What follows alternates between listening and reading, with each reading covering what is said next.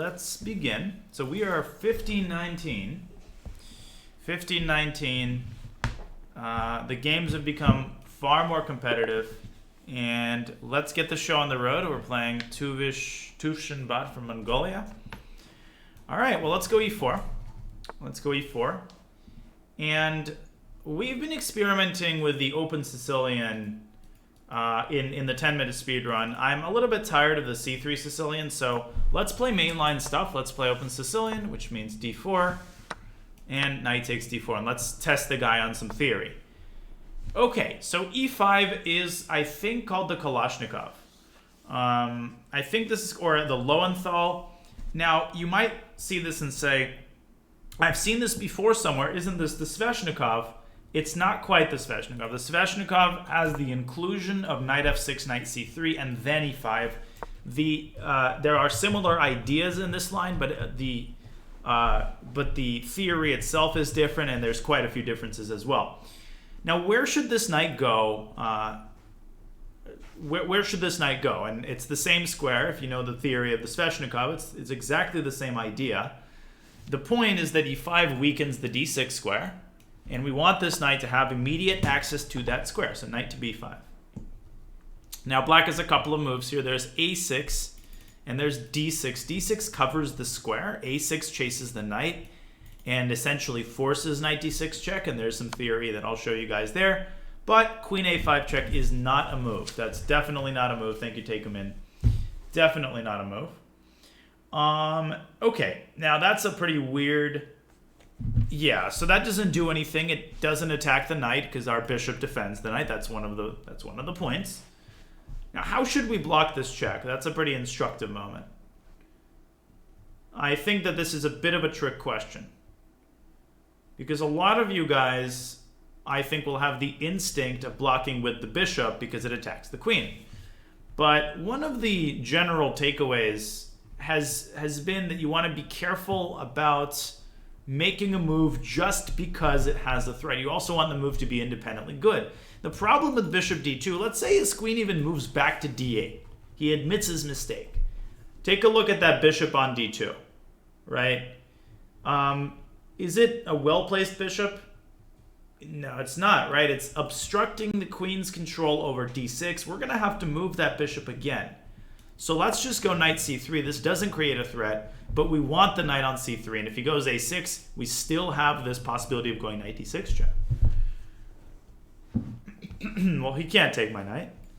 The knight is defended. Oh, you're joking. Funny. Okay, bishop b4. All right, so he tries to pin the knight, and we have a pretty wide choice here. The instinct, I think, for a lot of us is to go a3 and chase the bishop away and terminate the pin. But that's not strictly necessary. He isn't really threatening anything. So we could play knight d6 check and try to force him into taking that knight and then sinking our queen into d6. That looks great. a3 looks pretty good as well, to be honest, because a3 does threaten to take his bishop. And I want you guys to stop and meditate on that for a second. What I just said may seem wrong. Why does a3 threaten to capture the bishop? Doesn't the rook hang at the end of the line? Right, Sky Bobbles, to your point. So if you visualize that position, he's got no pieces developed. He's got all these holes, and the simplest is then to go knight c7 check and fork his rook. But even without that, white is an overwhelming initiative. If we just go knight d6 check, I'll show you guys after the game. So I like the move a3 from that perspective. Let's try it. Let's play a3. Let's see what he does. Because if he plays a move like knight f6, okay, so he does take. Now I'm not moving, and you guys might be like, why are you not moving? Obviously, you should take with a knight. Is it obvious that we should take with a knight? And maybe we will. I haven't decided yet. But is it obvious that we should take with a knight? King e2, right, exactly. King e2 is a genius move. No. The answer is no. We have an alternative. We're going to play this alternative. What is the alternative, and who can explain why it's compelling? Why is it compelling to take with a pawn? because we have the idea of going knight d6, and that's completely unstoppable.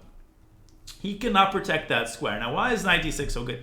Because knight d6 forces his king to move, and I'll show you guys a game afterward. This knight on d6 is going to completely terminate his ability to develop the bishop. The knight is going to be like an elephant on his chest. He's just not going to be able to make a single move.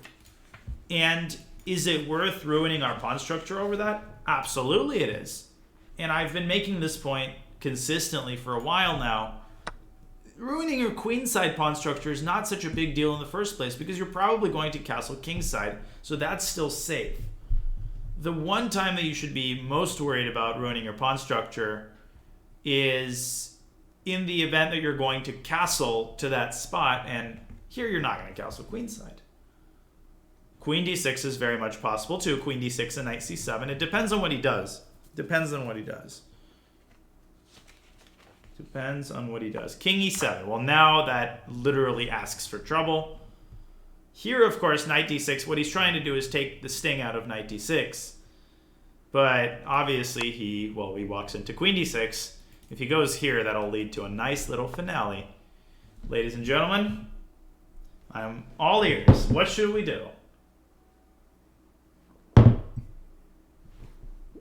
The triumph of our strategy. Checkmate to His Majesty. And Tufshin Bot goes down. That's the fastest speedrun game I've played. That's kind of cool, actually. So, yeah. So the Lowenthal variation does not turn out well for our opponent. I'm gonna pour the tea. I think I've earned some tea after that, right? And then we're gonna look at the game. All right. So this movie 5. I think I've even played a Sveshnikov as black on the stream, so you guys are familiar with the Sveshnikov a little bit, right? E5. Carlsen plays it. It's one of the most topical openings for several decades now. And the Lowenthal has it's flown a little bit under the radar, and it's not bad. You know, this game is not a faithful representation of this line. Geary just played it against Nepo. Yeah, right. Oh, did he play the Lowenthal or he played the Sveshnikov? I assume he played the Sveshnikov. So knight b5. Sveshnikov named after Yevgeny Sveshnikov. I played Sveshnikov in Blitz, actually, a couple of years ago in Riga. So that was a cool experience. He's in his 70s. The Lowenthal was played for the first time, and that is named after Jacob Lowenthal, who even played Morphy, who's one of the strongest European players of the 19th century. And in a rare... So Lowenthal was not the first to play the Lowenthal. De la Bourdonnais was the first to play it in a match against McDonald. That was a very famous match in 1824. The strongest British player at the time played the strongest French player at the time. And I'm curious if you guys can solve a little historical riddle. What move do you think McDonald... Like, put yourself in the shoes of somebody who lived in 1824 and knew not too much about, the sort of inner workings of positional chess. He wasn't bad. What do you think McDonald played here in response to e5? Yeah, so he took the knight, right? Because that's what you're taught to do, right? You're not... Knight b5 is a move that you play if you have a keen understanding of how these weak squares work and stuff.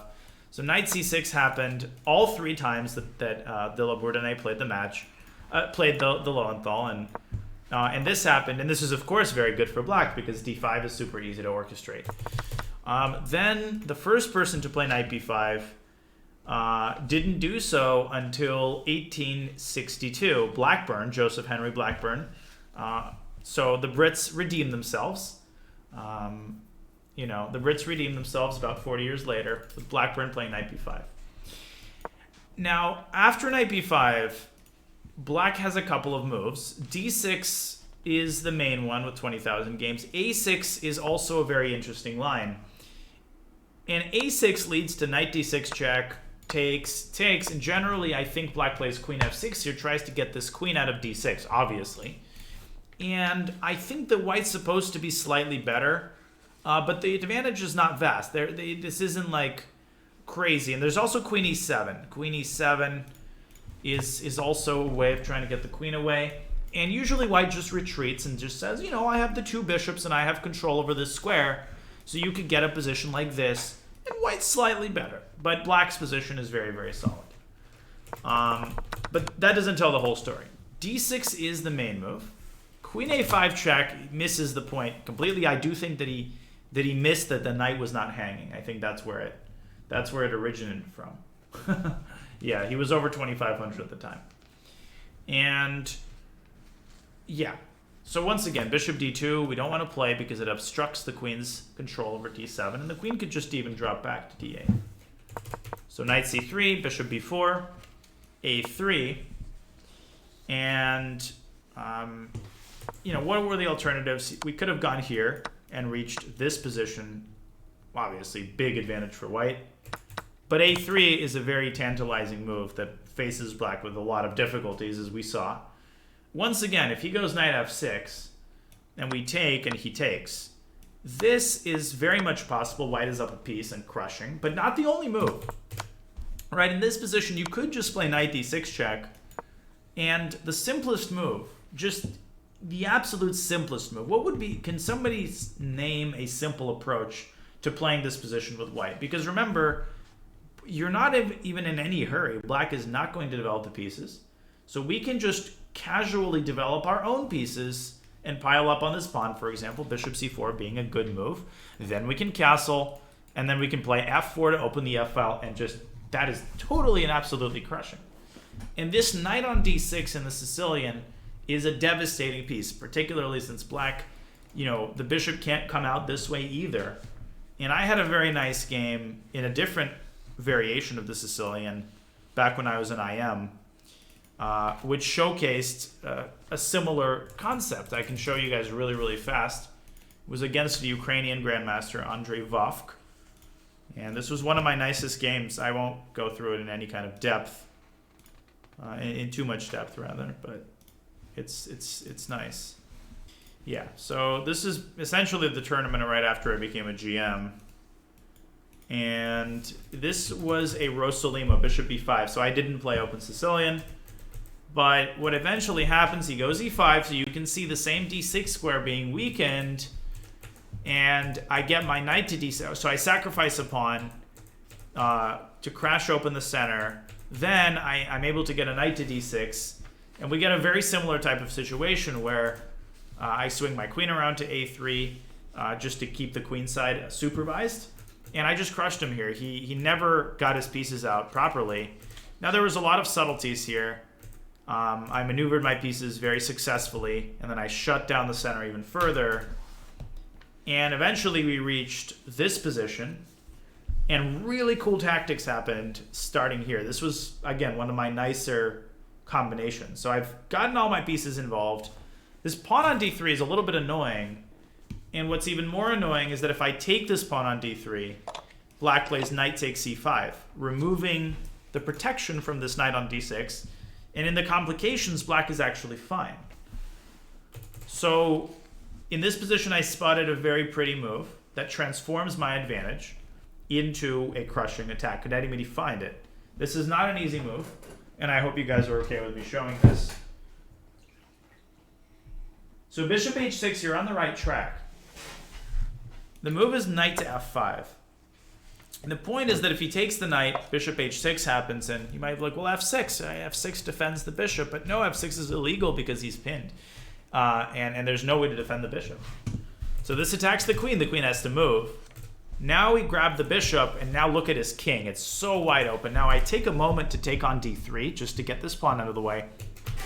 And my opponent goes knight takes e5. The last desperate attempt. That's a very pretty tactical resource. Now, what the hell is this? Who can spot his idea against bishop takes c5? Like, what is he doing? Is he just going to move his king and give everything up? It's kind of cool. He goes queen takes e5. And it's a funny situation. If you take the rook, well, he can take either rook and he's fine. And if you take the queen, you take, and, well, black is just up a pawn in the endgame. That's totally not what we want. If you take the rook first, he takes the queen, and again, black is totally fine here. So I saw this move and, simply retreated my queen to e3. His rook is hanging and his knight is hanging, so he has to take the rook. But now I take the knight in the intermediacy, and after f6, he had calculated up until this point, thinking that he's fine. This is where I managed to outcalculate him. Without the next move, black is completely very much alive here. White to play. Always look for intermediate moves in these sorts of positions. Your tactical sensors have to be activated. And if you realize that you're losing the bishop anyway, bishop takes f6 is quite simple. He can't take with the rook. You take with the queen. You take the queen. He has to take with the king. I come back to take the rook, exposing an attack on his queen. And now after queen d8, a very important move. His king wants to come back to g7. He will be lost anyway. But I drop my queen on h6 just to make sure his king, tightening the noose around his king. And the noose is tightened further with queen h4. The point being, if king g7, the rook comes into e7 with mate. Goes king f5, and he resigned after g4. King f4 comes, rook e4, and I will deliver checkmate. So he resigns after g4. There were some details that I missed here, but the bottom line is that this entire combination stemmed from my knight being on d6 and preventing him from breathing properly. Okay, coming back to the speedrun, it's the same general principle, albeit in a more one-sided position. He goes bishop c3, we go bc. By now you guys should understand why it is so important to get this knight here as quickly as possible. Knight to d6 is coming. And yeah, and queen d6, of course. I mean, he should have gone king e8, but now we have to be careful. But this is fine. Takes. He takes on c3, and here, last question to you guys, what should white do? How should white respond to this check? This is important. You have to be very attentive to the tactical details here. And I dropped, okay. Yeah, not bishop d2, because black takes with check, but king to d1, understanding that this is going to be checkmate. Tubby Cyclone 7, thank you for the prime. Okay, let's play one more. That was not very satisfying. Now let's decide what we're going to play with black. Let's play a knight orf. We're going to play a knight orf. I'm in a knight orf mood right now. I want to play a knight orf. No, d4, there we go. Okay, so we've been experimenting. Let's go knight f6. Now let's decide what to do. Okay, let's play something interesting. I'm going to play something interesting, whatever I'm thinking. I'm not going to play King's Indian. We've done that a lot. That would be boring. Grünfeld, I can entertain a Grünfeld. Yeah, let's do a Grünfeld. G6, let's do a Grünfeld. And of course, the Grünfeld, in contrast to the King's Indian, is d5 here rather than d6. The Grünfeld is one of those openings that just is universally considered to be one of the best objective defenses against d4. Nobody has found an advantage against the Grünfeld anywhere. The downside of it is that the amount of theory that you have to remember as black, if you want to play this at a professional level, is absolutely out of this world. Now, you don't have to know this theory. You can play the Grünfeld and not know that much. But someone like MVL, who plays the Grünfeld and the Najdorf, you can understand the amount of maintenance work that you have to put in. So I'll explain the general ideas afterward. The bottom line is that we're grabbing control of the center, and we're combining the King's Indian-ness of the fianchetto, but instead of letting white play e4, we're proactively playing d5. All right, so bishop f4 is a legitimate continuation. Now, we don't want to take this pawn. That's not in the spirit of the Grünfeld. The point is not to grab the pawn. The point is to develop very quickly so that we could attack white's center. It's also a hyper-modern opening. So we go bishop g7 here.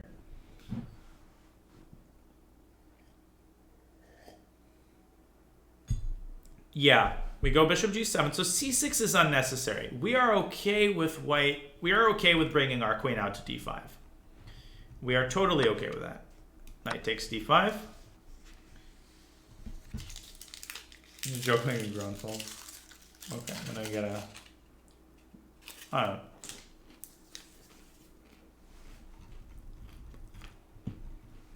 No. Bishop f4 is a legitimate line. CD in combination with this is not great. Because now, white's main continuation is to take and then play e4. But with the bishop on f4, the bishop will be hanging, so he's mixed up two lines. Now his center immediately comes under some fire. Okay, bishop g3 is I think correct. And one of the things that makes the Grünfeld both fun to play but also hard to play is the tactical alertness. I'll explain that after the game, Dark Knight Rises. The answer is, I mean, kind of, but we would sacrifice it. So let me write that down.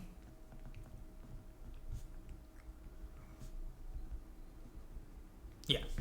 So what makes the Grünfeld so hard to play, among other things, is that you have to be on your toes and on your heels constantly for all these tactical ideas that you have to be aware of. And one of them is the understanding that these centralized pieces are integral to Black's central strategy.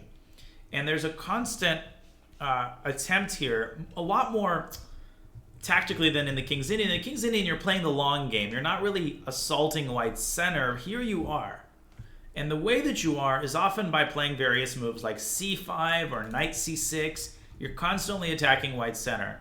And White can lose some very quick games if he doesn't develop very precisely.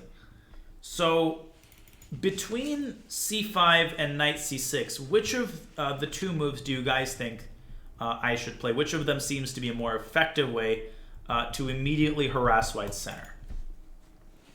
It's c5, because knight c6 can be met with e3, creating a pawn chain, but c5 is very strong, because if he takes, what happens if he simply takes on c5?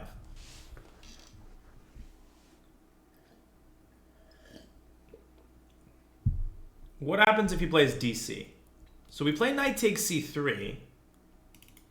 Okay, so he can trade queens, and then he loses a piece, because he cannot take back. Bishop takes c3 happens, forking the king and the rook. And you might say, well, no problem. He can play e3 here, right? Defend the pawn. But after the trade, he gets an isolated queen pawn, and we're blockading the square in front of it, which is great for us. That's a phenomenal position for Black. What he should do is probably take the knight first and then take the pawn. He takes the pawn. So unless I miscalculated here, we are in great shape. Knight takes c3 basically wins the game. Yeah, he miscalculated something. I don't know what it is. Maybe he thought he had a check here, but then we take. That's it. That was a nice introduction to the Grünfeld.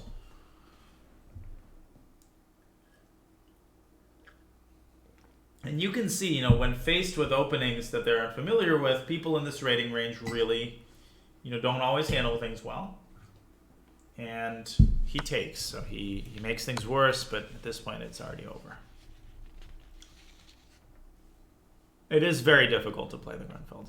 It's not a kind of opening you pick up casually, which is why at the high level there aren't as many people who play it full time. Not because it's bad, but because there's just such a vast amount of theory to remember. Okay, let's get our knight out. e4. Okay, so we need to just develop our pieces, perhaps get the king out of the center.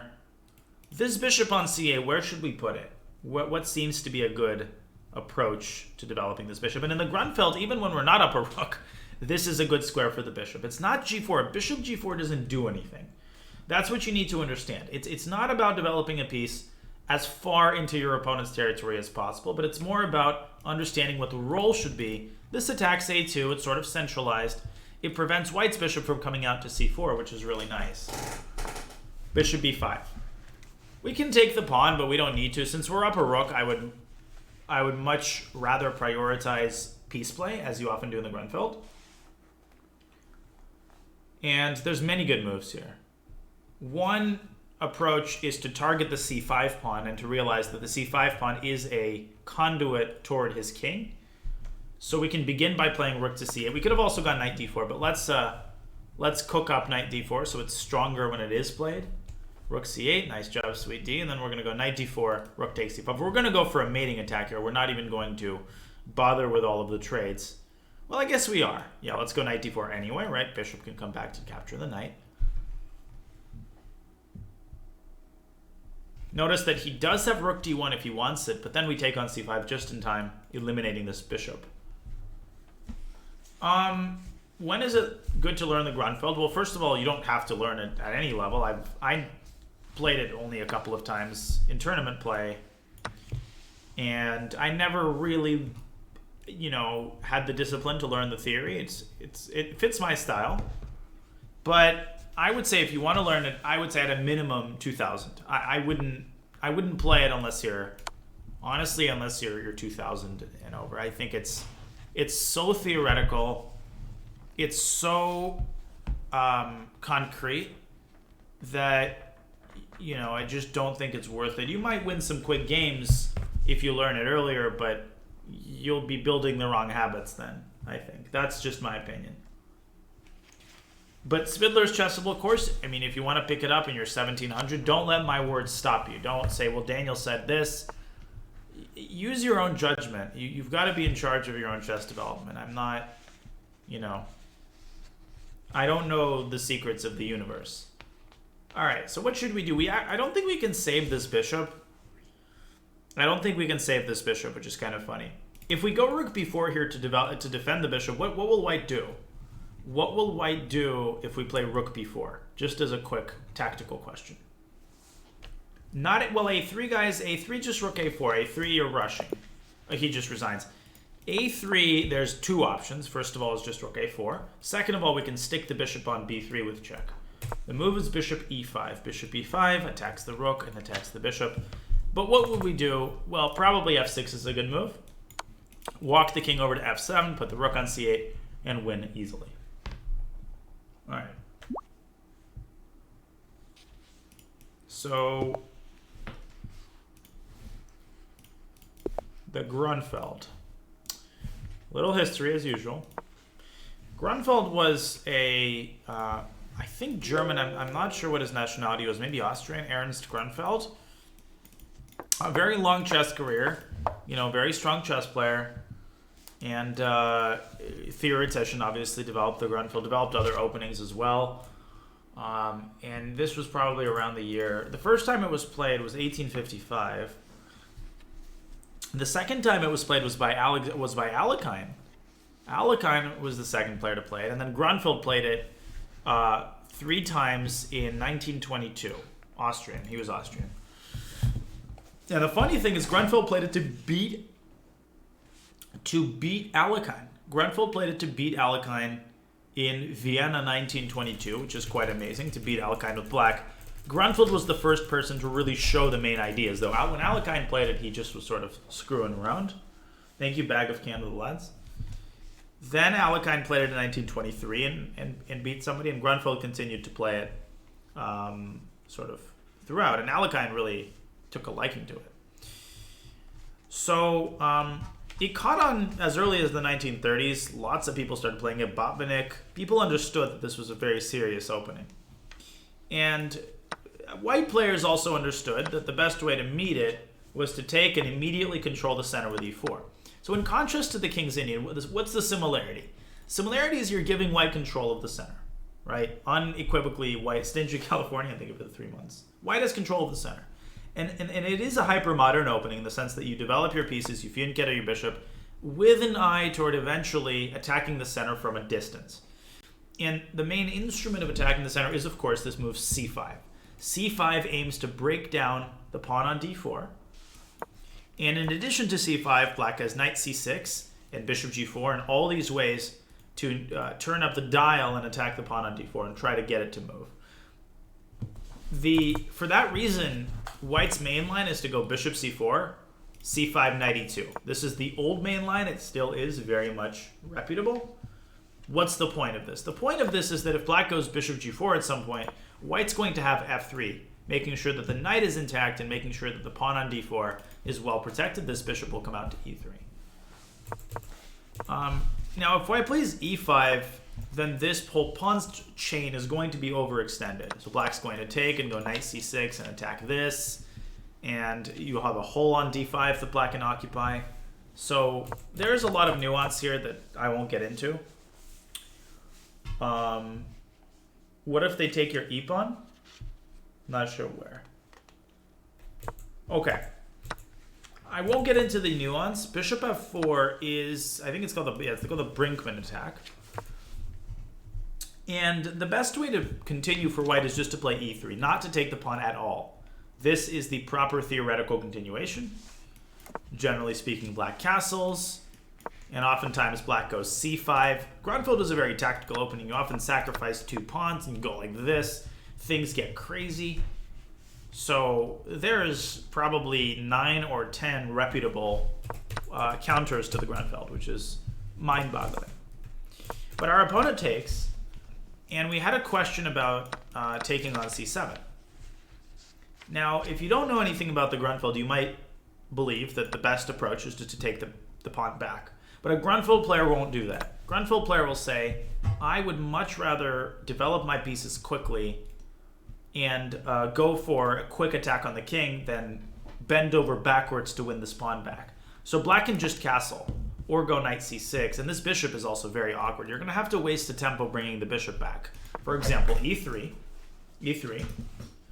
let's say knight c6, and in a situation like this, black could already consider e5, blasting open the center. You guys kind of get the point. Black gets full compensation for the pawn. There are lines in the Grünfeld where black sacrifices a pawn, or sometimes even 2 pawns for this kind of quick development. Now, 2000 is a number I'm really pulling out of my behind. And, you can try it out. You can see how it treats you and whether you're succeeding with it. You can get Svidler's course when it's on sale and try your luck. It's not going to hurt. Okay. Well, MVL plays it because he's a machine. MVL and Svidler are probably the top 2 Super GM Grünfeld specialists. All right. So our opponent plays bishop g3. We go c5. He should have taken the knight first and then taken the pawn. And in this position, black has solved all the opening problems. Rook c1. It's important to recognize that you have this check. But after queen d2, I mean, black is slightly better here. I've got a beautiful bishop. The king is weak, but white can play. So I feel like this is what he should have done to limit the damage. But after dc, knight c3, the game is over. Any questions about this game? Well, Magnus has a much wider repertoire than MVL. MVL plays Grünfeld and Najdorf almost exclusively. Yeah, Magnus plays everything. And Magnus's repertoire is closer to what most Super GMs do now. MVL is very uncommon at the top level. Is MVL at a disadvantage? Well, that's the big question, right?